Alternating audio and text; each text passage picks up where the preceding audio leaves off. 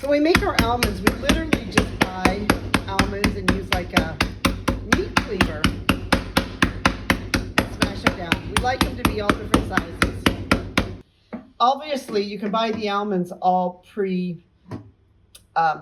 cut, but we like to cut it ourselves because we sort of have them all sort of different sizes, and we kind of like that in our cookie. But you don't have to do this step, but we just do it this way because it's the way we can do it here. So here are all the ingredients for the cookie. This is about 3.5 cups of almond flour,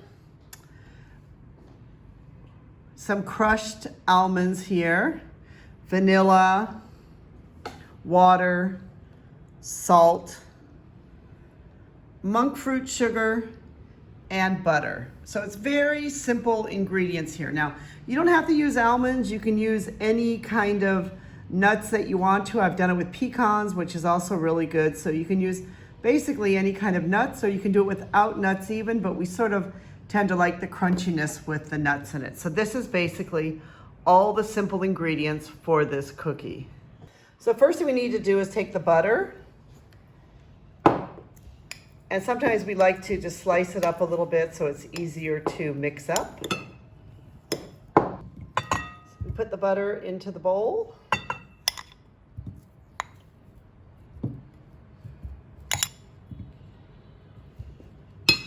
The sugar.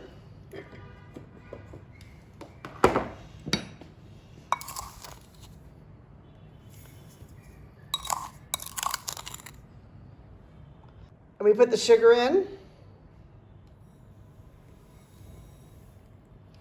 And then we put in the vanilla. And then we're just going to mix it up until it's creamy. And we just have a basic hand mixer.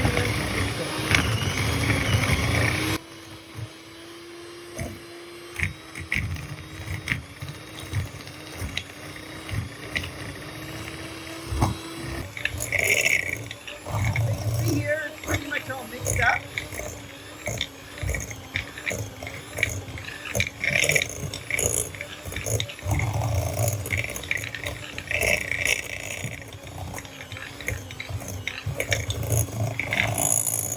Now it's completely mixed up, or looks about like this, and we're ready to add in the flour.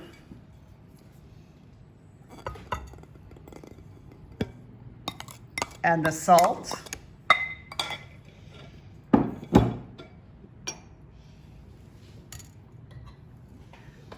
Just make sure that's. We like to add a little bit of extra salt. You can decide how much you want. You can see here the flour and everything is mixing up, but it still seems a little bit dry. So we sometimes add in a little bit of water. We give it some moisture. You can decide how much water you need. About a tablespoon or two. Depends on your almond flour that you might have, and your butter. Just mix it all together.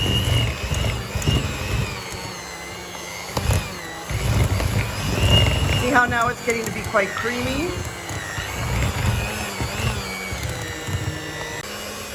So as a final step, we add in our almond pieces.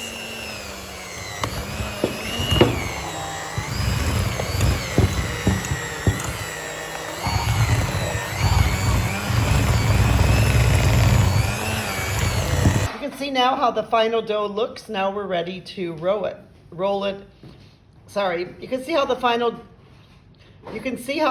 dough looks, and now we're ready to roll it out.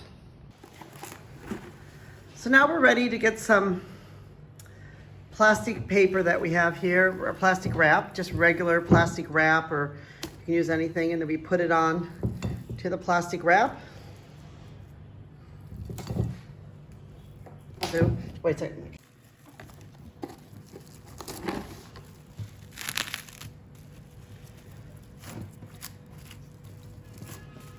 Just roll it out.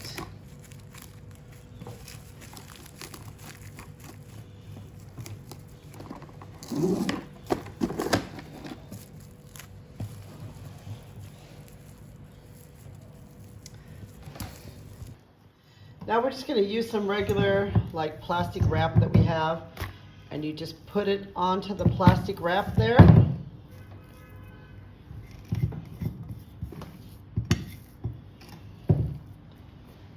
And then you use the plastic wrap to roll it out into a round log.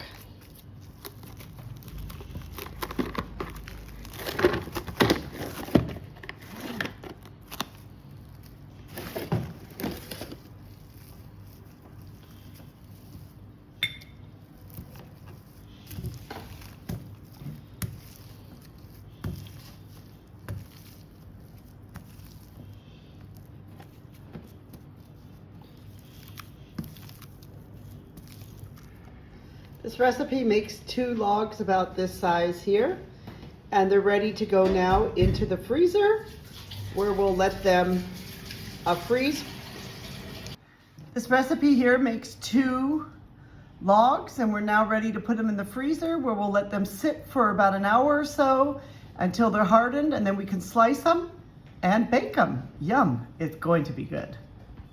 Now we're ready to put these in the freezer where we'll let them be there for about an hour or 2 until they're hardened, and then we'll slice them and bake them. Yum, they're going to be really good. And you can see here, if you look closely, you can see the little nuts in them, and they just really, really look like great cookies, and they're gonna be wonderful. So the bread had the cookie dough has been in the freezer, and you can see that now it's really hard. So we're going to just slice it up and bake it. We're just unwrapping it here.